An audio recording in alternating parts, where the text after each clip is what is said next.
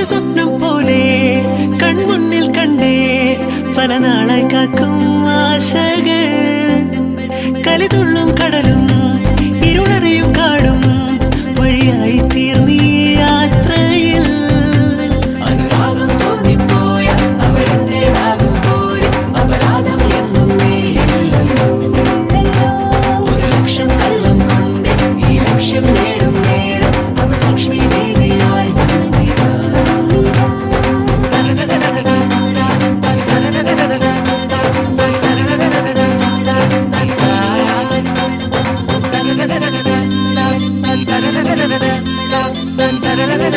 Bye.